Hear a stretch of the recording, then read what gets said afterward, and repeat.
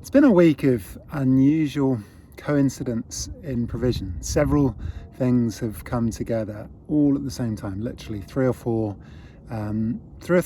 things that we've been waiting for a long time, thinking about, concerned about, have all sort of, in amazing timing, come together in a few days. And it's been really encouraging and also quite remarkable.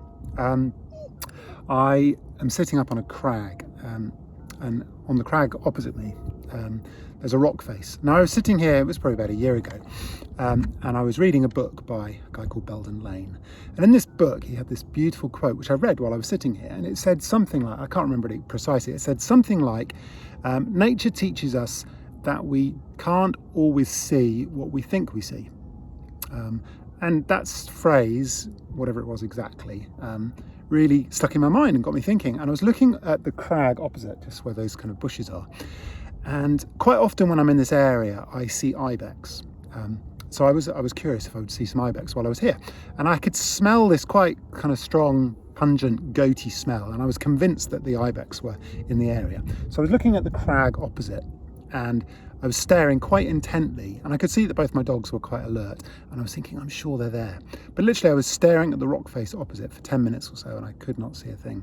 And then suddenly I noticed a tiny bit of movement on the rock face, and what had looked like a line suddenly changed, and I'm thinking, I'm sure that's a leg. I carried on staring intently at this leg for the next few minutes until finally I could make out the shape of an Ibex. And it was perched on an almost vertical rock face opposite me, maybe 100, 200 meters away. And it had been there all the time, but I just hadn't seen it. I carried on staring at this Ibex. And over the next maybe 15 or 20 minutes, I sat there and I realized that there was a cluster of about 8 or 9 Ibexes that were all together, all on this vertical rock face. And they were in various places of shadow and beside crumbly rocks. And they were all there in plain sight, but I couldn't see them.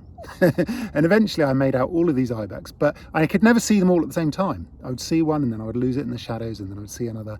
And it was a fascinating thing, and it was a beautiful illustration of this truth that I just read, that nature teaches us that we can't always see what we think we can see.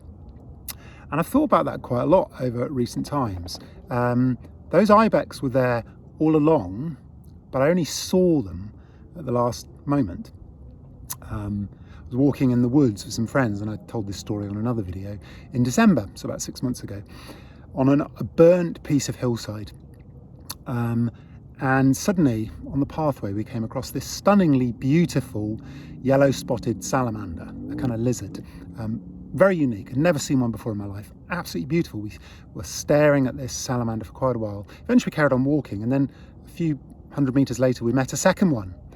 Amazingly, over about 20 minutes, we saw 17 of these very beautiful fire salamanders on a burnt piece of hillside where there was absolutely no other wildlife whatsoever. Really unique and really beautiful.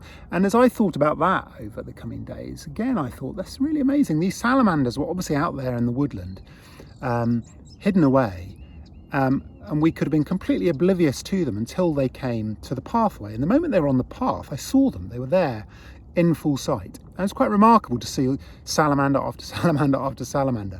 And again, I'm thinking about that this morning, sitting up here on the hillside, and it's almost as if we don't see what's in plain sight. It can be hidden away until suddenly it's there right before us at the moment we need it, at the moment we have need of this. Very interesting. We've been thinking a lot over the last days and weeks about us as a family, praying about certain needs our daughters have, praying about ourselves and saying, Lord, what does the future look like? What will be good for every single one of us? And I was reminded of a quote that was quite significant for us 15, 16 years ago at the stage when we were praying about adoption. It was a quote from John Piper, and I was reminded of this 2 or 3 weeks ago. And so I looked back at the sermon that John Piper had preached all those years ago that was so impacting 16 years ago. And in that sermon, he said something quite significant. He said, we can only adopt if we have a firm faith in the all-sufficient future grace of God. We can only adopt, actually, we can only start a family, we can only do many, many things if we have a firm faith in the all-sufficient future grace of God. We can only take on these huge faith steps when we're walking into an unknown future, which is going to have so many variables and so many unknown factors, if we really believe deep down that whatever happens in the future, God is all sufficient and his grace will be enough at that point. At the point we come to our place of need, we will meet the salamander on the path. At the point of our need, we will see the Ibex that's been there all along, hidden until we have need of that thing. And it just makes me recognise God's amazing grace, God's amazing provision at the time we have need of God's presence. And I think that's been a large part of the journey of faith for us over the last 2 years, as we've been navigating, praying about a property, communicating about it, trusting God, not knowing what's happening, but seeing again and again and again remarkable timing, just like we've seen this week. Timing with good things for us as a family, timing with God bringing things together in legal areas, in financial areas, and just recognizing that at exactly the right time, the provision comes into place, or the legal document that we've needed, or whatever it is. It's like just at the right moment, the salamander is there. God's grace is sufficient at the moment of need. But we don't see that in advance.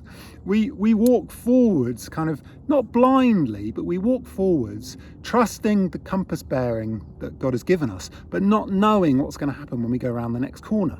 And when we go around the corner, suddenly we see a need and we begin to recognize how God is already providing for that. But we never know that until we get to that point. And that's really, I think, what faith is all about. Trusting that God is with us, God is present. And when these crises happen, God's grace is sufficient at that point. So that's one of the beautiful things, isn't it? We never know what's going to happen until we're around the corner. But what we do know is that when that happens, God's grace is going to be sufficient. We will see the shape of things beginning to come together and coalesce until we see, yes, the Ibex is there, the provision is there, the salamander has come to my path. God's future grace is enough.